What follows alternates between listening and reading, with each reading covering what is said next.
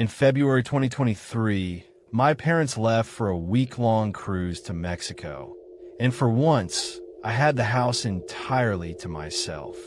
I was 25, still living at home while working remotely and paying off student loans. I figured I'd enjoy the peace, order some food, binge watch a few shows, sleep late. The usual. We live in a typical Texas suburb. One-story brick homes, quiet streets, neighbors you wave to but barely know by name. Nothing ever happens around here, and that's how everyone likes it. The first 2 days were relaxing, but by Tuesday night, things started to feel off. I'm not the paranoid type, but there were these subtle things I couldn't explain. The bathroom door was halfway open when I was sure I'd closed it. My phone charger was unplugged, even though I remembered leaving it in. That kind of stuff. I chalked it up to my own forgetfulness. That night, I was watching a crime documentary in the living room when something pulled my eyes to the window near the backyard. The blinds were mostly closed, but there was a sliver of open space near the bottom. Something was reflecting in the TV screen. Just a glint. I paused the show, looked at the window. Nothing. But I swear I heard breathing, slow, steady, close. I didn't get up. I didn't open the blinds. I just sat still and waited for the sound to go away. It didn't. Eventually, I muted the TV. Then came a faint sound, a scratch, like a key being dragged along the glass. Not hurried, just slow, like whoever was doing it wanted me to hear. I grabbed my phone, heart racing, and slowly moved out of the room into the hallway without turning off the lights. I didn't sleep that night. The next morning, I checked the backyard in daylight. I expected maybe footprints, but the ground was dry and didn't show much. Still, something didn't sit right with me. I even checked our fence gate, and it was closed, latched like always. That day, I kept all the windows locked and blinds closed. I stayed in my room, door locked, trying to focus on work, but constantly glancing at the window. Around 10 p.m., I made dinner and was watching YouTube in the kitchen when the lights dimmed, just for a second. Not completely out, more like a dip in voltage. It happened again about 20 minutes later. I texted my dad to ask if this had happened before. He said maybe a trip breaker. The house was built in the 90s, and we've had a few electrical quirks. But something about the timing made it worse. I decided to check the breaker myself in the garage. Everything looked normal. I still reset the main one, just in case. Back inside, I made sure everything was off except one small light in my room. At around 2:15 a.m., that light blinked once, then stayed on. But something outside changed. The porch light, which I hadn't touched, flickered on. Not the sensor, it's manual. That meant someone either turned it on from inside or flipped the switch in the front hall. I checked my phone, fully charged, 2 bars of signal, and dialed 911. It rang. Before I could explain anything, I heard a tap on the front door. Then a voice. Deep. Sheriff Department. Everything all right in there? I froze. I hadn't seen any flashing lights. No car engine. No footsteps leading to the porch. Something felt off. The voice didn't sound like any cop I'd ever heard. I didn't answer. I just stood there, holding my phone like it was a weapon. After about 30 seconds of silence, the footsteps faded. That morning, I called in sick to work and had my cousin Zach come stay over. He lived about 10 minutes away and showed up with his overnight bag and a baseball bat.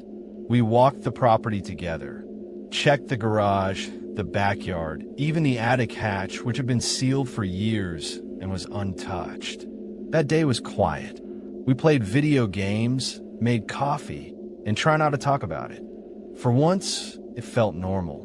But around midnight, we both heard something upstairs. A shuffle, a soft thump. Not loud, but it was above us. Zach and I looked at each other. He turned off the TV. The sound came again, like a light footstep across the ceiling. We had no upstairs. It was the attic. We grabbed a flashlight, pulled down the folding ladder, and carefully climbed up. The space was small and dusty.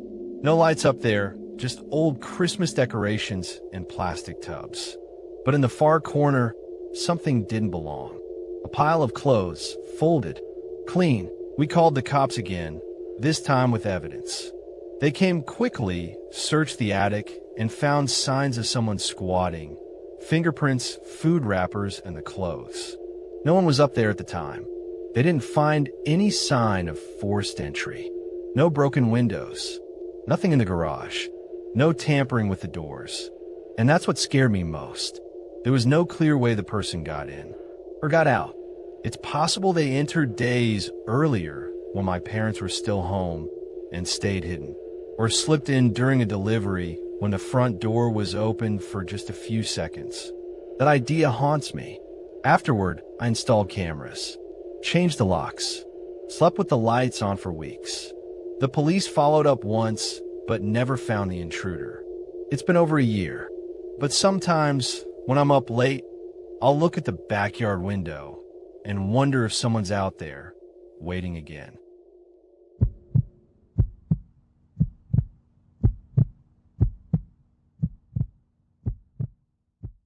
My name's Lucas. I'm 26 years old, originally from Illinois, but I've been living in Canada for school the past 2 years.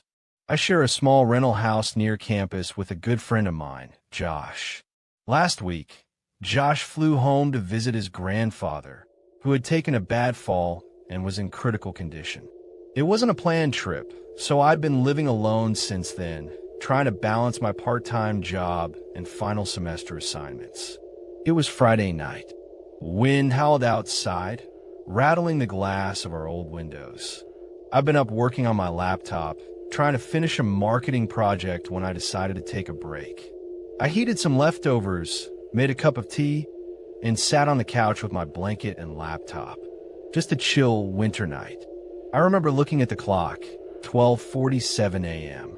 That's when my phone rang. No caller ID, just unknown number. At first, I ignored it, but then it rang again and again. On the third try, I answered. There was a brief hiss of static, then a voice. I am watching you. I froze. For a second, I thought it was Josh messing with me, but he wouldn't do that, especially not right now. The voice didn't repeat. It didn't laugh. It just lingered in my ear before the call ended on its own. I stood up and walked slowly toward the window.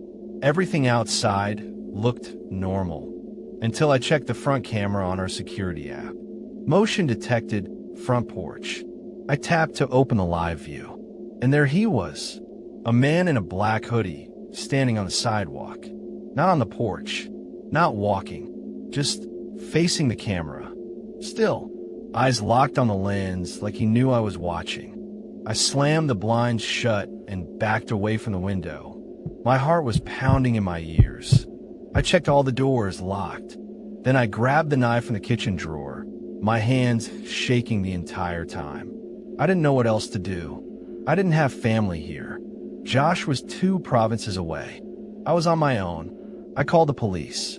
The dispatcher kept me calm, asked for my address, details, and said an officer would be dispatched immediately. While I was on the phone, I checked the camera again. The man had moved. He wasn't in front of the house anymore. I turned on all the lights in the house, even though it made me feel more exposed. I walked to the back, carefully pulled the curtain aside, and he was gone. No sign of him. 5 minutes later, a cruiser pulled into the driveway. 2 officers did a full sweep of the property. They even reviewed the camera footage right there on my phone. The older officer looked at me and said, "You did the right thing calling us." But whoever was here left in a hurry. They didn't find footprints in the backyard, which was strange given the fresh snow. No signs of forced entry, not even any clear prints near the porch. "Stay alert tonight," one officer said, "and if anything else happens, call us immediately." Then they drove off. And just like that, I was alone again. I didn't sleep that night. I kept pacing from room to room, watching the cameras, listening to every creak the old house made. By sunrise, I was mentally exhausted. Around noon, I got a call from one of the officers who had visited last night. He sounded different, more serious now. We showed the camera footage to someone from another precinct. We believe the man in your video is Darren Holt. I didn't recognize the name. He escaped from a correctional facility about 2 weeks ago, was serving time for multiple home invasions and aggravated assault. I went cold. They asked if I had any connection to him. I didn't. I didn't even recognize the guy. He might have been scoping random houses, the officer added, looking for one that seemed empty. It made sense. I hadn't moved my car all week, and I hadn't turned on the porch light since Josh left. Then came the part that chilled me the most. We think he found the key under the porch mat. I always kept a spare key there. Everyone did, right? Not anymore. After that call, I stayed at a friend's place for a few days. I didn't tell Josh, didn't want to scare him while he was already going through family stuff. 2 days later, police arrested Darren Holt about 30 miles away in a stolen pickup truck. They found a box cutter in the glove compartment, gloves, and a list of addresses. Mine was on it.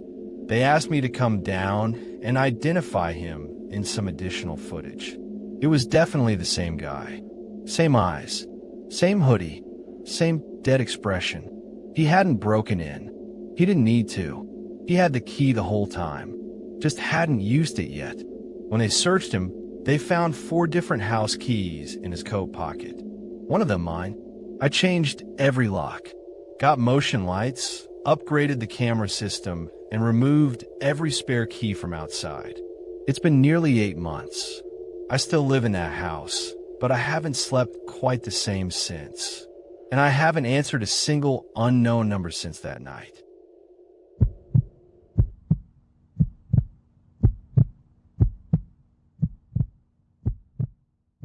My name's Ryan Carter. I'm 26, and I rent a quiet 1-bedroom apartment on the west side of Columbus, Ohio. I work remotely in graphic design, and after the pandemic, I just got used to being alone. I don't mind the silence. In fact, I depend on it. It was early November, and the weather had just started to dip into those sharp, chilly evenings. I've been inside all day, finishing a few freelance projects, and by 9:30 p.m., I'd finally logged off and grabbed leftovers from the fridge. The apartment was quiet, just the hum of the heater and the occasional car passing outside. Around 9:45, the building's intercom buzzed. I wasn't expecting anyone. I paused with a fork halfway to my mouth and walked to the door. "Hello," I said into the mic. Silence. I waited. Nothing. I leaned closer and repeated myself. Yeah. Still nothing. Eventually, I let go of the button, stared through the peephole, but didn't see anyone. Probably a neighbor hitting the wrong buzzer, I told myself. I went back to eating, but 20 minutes later, it buzzed again. Same thing. No response, no one outside the door. This time I looked down the hallway through the little security app on my phone. It was linked to the building's front door cam. No one there either. I muted the intercom and went back to my laptop, but I'd lost my appetite. The next night, around the same time, 9:50 p.m., the buzzer rang again. This time I didn't answer it. I just got up slowly and looked through the peephole. There was someone, not right at the door, about 12 feet back, standing near the hallway light, mostly in shadow. A man, black hoodie, hood up, just standing there, hands in his pockets. He wasn't knocking, not moving, just standing still, staring in the direction of my unit. I whispered, "What the hell?" I stepped away from the door, heart pounding. It was too specific to be a coincidence. I thought about calling the cops. I really did. But part of me didn't want to overreact. What would I even say? A guy stood near my door for a minute and then left. It didn't sound like much. Instead, I turned off the lights inside the apartment and just watched. The man stayed there for about 4 to 5 more minutes. Then he slowly walked down the hallway, out of view. I stayed up until 2 a.m. that night, listening. Nothing else happened. The next day, I told a friend. He said, "You need to report that. That's not normal." But I didn't. I just shrugged it off. Maybe someone visiting a friend. Maybe someone playing a dumb prank. But Saturday night? That changed everything. At 10:12 p.m., my phone rang. It was an unknown number. I almost didn't answer, but I was wired from caffeine and curiosity got the better of me. "Hello." A deep voice responded calmly. Lights are off tonight. My skin went cold. I looked around the apartment instinctively. I hadn't turned on the hallway light. "Who is this?" I asked. The voice paused. Last night you watched me through peephole. I froze. "Who are you?" I said louder. Another pause. Then, Why didn't you call the cops, Brian? that broke me. I ran to the door and looked through the peephole again. No one. I whispered into the phone, "I don't know who you are, but if you come near my door again." He hung up. I turned all the lights off and sat on the couch, staring at the door, holding a kitchen knife like it would make a difference. I barely slept that night. Sunday morning, I checked the building's hallway camera again. This time, there was a face. He never walked to my door, just stood at the stairwell, watching my unit from down the hall. The hoodie was gone. He wore a dark flannel jacket, jeans, short beard, early 30s maybe. I took a screenshot. Thought about calling the police then. But again, what would I say? I never did call. Weeks passed. It didn't happen again. The phone never rang. The hallway stayed empty. But I moved out that winter. I told the landlord I had a new job out of state. That wasn't true. I just couldn't stay there anymore. Couldn't sleep. And here's the part that still keeps me up. About 3 months after I moved, I got a message on Instagram from a guy I barely knew who lived on the same floor. Just a casual acquaintance. He said, "Hey, did anything weird ever happen to you in that building? My girlfriend and I live in your old unit now." Twice this week, someone buzzed in around 10 p.m. No one at the door. And last night, she swears someone stood outside our unit for half an hour and didn't move. I never answered. I just deleted the message. Sometimes fear doesn't come from what happens. It comes from what almost did.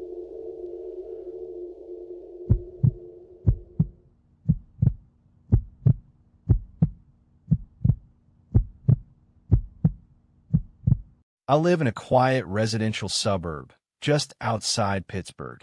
That weekend, my folks had driven down to Virginia to help my uncle after his surgery. They offered to book me a train ticket too, but I decided to stay behind. I had some freelance deadlines and figured I could use the house to myself for a few quiet days. It was winter, late February, and the snow was packed thick outside, the kind of cold that makes everything dead quiet. By Friday night, the house already felt too big and too silent. I made dinner, threw on some old crime documentaries, and settled in. By midnight, I was in my room, door shut, bundled under a fleece blanket with my laptop playing in the background. Around 2 a.m., I heard the unmistakable sound of tires crunching snow. I muted my laptop, listened. The sound stopped. I stayed at the window, watching. For about 3 or 4 minutes, the SUV just sat there, idling. I thought maybe they were turning around or waiting for someone. Then the driver's side door opened. A man stepped out. Tall, broad shoulders, dark jacket with the hood up. He stood in the middle of our driveway and looked directly at the house. Not moving, just staring. I stepped away from the window, barely breathing. My phone was charging on the nightstand. I picked it up, dialed 911. While it rang, I peeked again. Now he was walking toward the front steps. Still no knock. No doorbell. No attempt to leave. I whispered into the phone. "There's a man outside my house. I'm home alone." The dispatcher told me to stay on the line. I turned off my bedroom light, crept across the hallway, and locked myself in the bathroom. Only room upstairs with no windows. Within minutes, I heard faint knocking. Not loud, just a soft, rhythmic tap. I held my breath. The dispatcher asked if I could still hear him. I said yes. Then silence. A long one, and then something worse. The sound of the back gate creaking open. I nearly dropped the phone. The dispatcher told me officers were 5 minutes away and advised me to stay put. I didn't move. I didn't even blink. From the bathroom, I couldn't see anything, but I could hear everything. The snow-muffled footsteps, but I heard the back door handle jiggle. Light, subtle, like he was testing it. Then a thud against the door. Another, harder. And then nothing again. It was eerily quiet. I cracked the bathroom door and looked toward the stairwell. A faint creak echoed from below, like weight shifting on the wooden steps by the living room. I froze. How'd he get in? Then I remembered the basement door. It connects to the backyard, and sometimes it doesn't latch all the way. It wouldn't show as open. It just doesn't lock right unless you pull hard. I had forgotten to double-check it. I felt trapped. My bedroom was down the hall, and the stairs to the basement were right below me. I texted my neighbor Rick, who lives across the street. Just one line. Someone broke in. Please come. Cops are on the way. Seconds later, I heard movement downstairs. Footsteps, slow and heavy, walking past the kitchen. I prayed he wouldn't come up. Rick never replied, but the footsteps stopped. Red and blue lights flashed outside less than 2 minutes later. I heard a voice yell, "Police! Come out with your hand up!" Silence. Then fast footsteps. A slam.